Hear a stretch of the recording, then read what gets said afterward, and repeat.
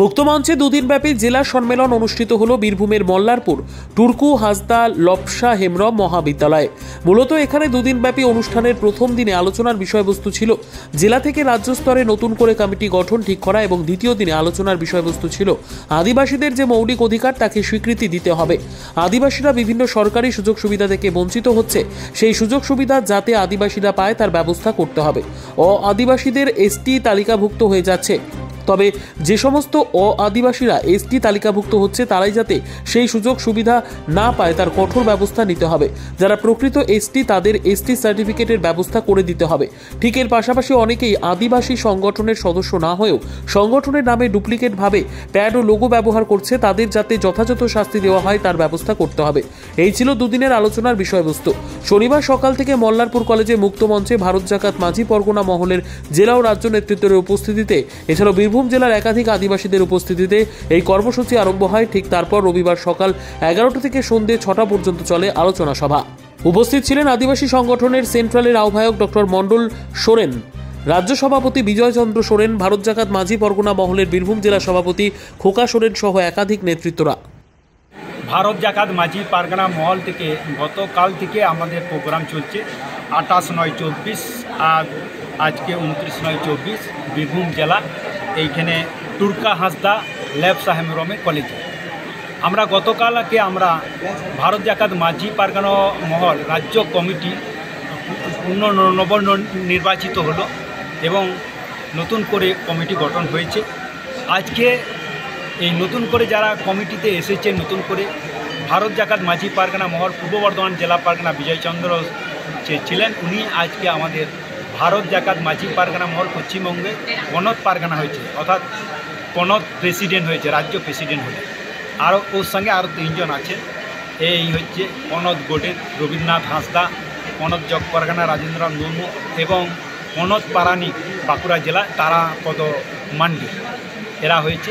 আজকে আমাদের হচ্ছে এই বীরভূম জেলার ওরা জনসমাবেশ করছে, বীরভূম জেলা ওরা একসঙ্গে আজকে বীরভূম জেলাতে আজকে তাদের জেলা সম্মেলন করছে।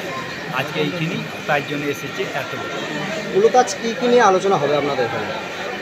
গতকালকে আমাদের যা হবার হয়েছে, আজকে আলোচনা হবে যারা নতুন নির্বাচিত হলো তাদেরকে পরিচিত করা, আর সাথে সাথে আজকে এই বীরভূম জেলা যারা কমিটিতে আছে তাদেরকে পরিচিত করা।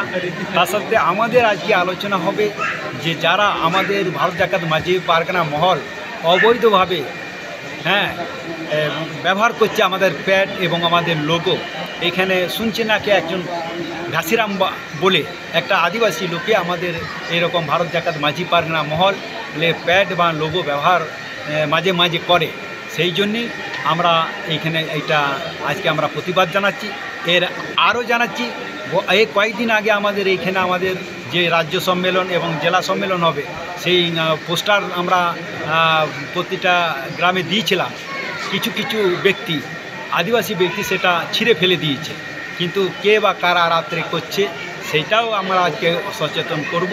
এবং আরেকটা আমরা সচেতন করব, এই বীরভূম জেলায় আমাদের ডাইনি অপবাদকে তাদেরকে মেরে ফেলা হচ্ছে, সেটা যাতে না হয় তাই আমরা এই সভা থেকে আমরা সচেতন করব।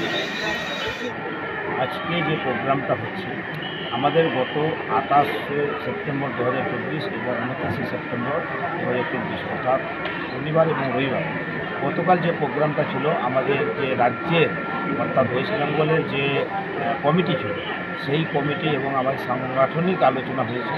গত সারাদিন ধরে হয়েছে, গত 2টো থেকে শুরু হয়েছিল গতকাল এবং রাত্রে প্রায় 12টা পর্যন্ত হয়েছে। সেখানে আমাদের নতুন করে কমিটি আবার পুনর্গঠন হয়েছে, তার সাথে সাথে আমাদের সাংগঠনিক আলোচনা হয়েছে গতকাল। আজকেও সকাল 11টা পর্যন্ত হয়েছে আলোচনা। 11টার পর আমাদের যেটা আজকে যে আছে সেটা হচ্ছে আমাদের এই বীরভূম জেলার জেলা সম্মেলন হচ্ছে বা হবে। এবং এই জেলা সম্মেলনে আমাদের বিভিন্ন রকম আলোচনা হবে। যেমন আমাদের এখানে যে আদিবাসীদের বিভিন্ন মৌলিক অধিকার যে এখনও পর্যন্ত স্বাধীনতা ৭৮ বৎসর অতিক্রান্ত হওয়ার পরও আদিবাসীরা সেভাবে নিপীড়ন, নির্যাতিত এবং বিভিন্ন জমি থেকে উচ্ছেদ করা হচ্ছে, বিভিন্ন ভিটে থেকে উচ্ছেদ করা হচ্ছে, এমনকি দেউচাপাচামি কয়লা খনি নাম করে সেখান থেকে উচ্ছেদ করার প্রচেষ্টা চলছে। এবং এই যে বিভিন্ন রকম আদিবাসীদের অন্যায় অত্যাচার চলছে দিকে দিকে, শুধু এই বীরভূমে নয়, আদার্স জায়গায়। এবং সেই জন্য আমাদের এখানে আলোচনা এটাই তোলা হবে যে এখানকার যে পশ্চিমবঙ্গ গভর্নমেন্ট এবং সেন্ট্রাল গভর্নমেন্ট, পশ্চিমবঙ্গ গভর্নমেন্ট উনি কীভাবে কেন তার সাঙ্গপাঙ্গরা এই অত্যাচারিত আমাদের উপরে হচ্ছে, এবং যে সাংবিধানিক মৌলিক অধিকারগুলো আছে, যেমন অনেক প্রকল্প আছে, লক্ষ্মী ভাণ্ডার, জয় জোহার, তারপরে রূপশ্রী, কন্যাশ্রী বা বিধবা ভাতা, এই যে বিভিন্ন প্রকল্প আদিবাসীদেরকে কিন্তু যথাযথ বঞ্চিত করা হচ্ছে এবং ফেক এসটি সার্টিফিকেট ছেয়ে যাচ্ছে, মানে আদিবাসীরাও এসটি হয়ে যাচ্ছে, যাতে করে সেটা না হয়। এবং এই যে এসটি যথাযথভাবে যারা প্রকৃত এসটি তারা যেন সরলীকরণ হয় এবং যারা যেন তাড়াতাড়ি দেন এন্ড দেয়াতে সেই সার্টিফিকেটটা পায়। এবং এই ধরনের যে চাকরি নকরিতেও আদিবাসীদের বঞ্চিত করা হচ্ছে এবং এই ধরনের যে আমাদের উপরে বিভিন্ন অন্যায় অত্যাচার চলছে, আমাদের সাংগঠনিক দিক দিয়ে ভারত জাকাত মাঝি পারগানা মহল সর্ববৃহত্তম আদিবাসী সংগঠন, যেটা হচ্ছে অল ইন্ডিয়া, অর্থাৎ আমাদের অল ইন্ডিয়া বেসিস যেটা আছে। এবার বাজাজ টু হুইলার কেনার পাশাপাশি পেয়ে যাবেন আকর্ষণীয় উপহার। এই ইচ্ছে পূরণ করছে দাস অটোমোবাইল। এখানে নতুনত্ব বাইক, আকর্ষণীয় ফিচার্সে সীমিত দামের মধ্যে সর্বনিম্ন ডাউন পেমেন্ট এবং সর্বনিম্ন সুদে সর্বোচ্চ 4 বছর কিস্তির সুযোগে সংগ্রহ করুন। এছাড়াও এখান থেকে পেয়ে যাবেন ইলেকট্রিক স্কুটি চেতক। আমাদের ঠিকানা সাঁইথিয়া শিউরি মেন রোড, অনুকূল মন্দির সন্নিকটে। যোগাযোগ নম্বর 9832756184 9083647297। টু হুইলার কেনার ইচ্ছে, এবার আপনার ইচ্ছে পূরণ করবে দাস অটোমোবাইল। এখানে আপনি নতুনত্ব বাইক, আকর্ষণীয় ফিচার্সে সীমিত দামের মধ্যে সর্বনিম্ন ডাউন পেমেন্ট ও সর্বনিম্ন সুদে সর্বোচ্চ 4 বছর কিস্তির সুযোগে সংগ্রহ করতে পারবেন। এছাড়াও এখান থেকে পেয়ে যাবেন ইলেকট্রিক স্কুটি চেতক। গাড়ি কেনার পাশাপাশি থাকবে আকর্ষণীয় উপহার। আমাদের ঠিকানা মল্লারপুর বাহিনা মোড়। যোগাযোগ নম্বর 7001928065 অথবা 9434011690।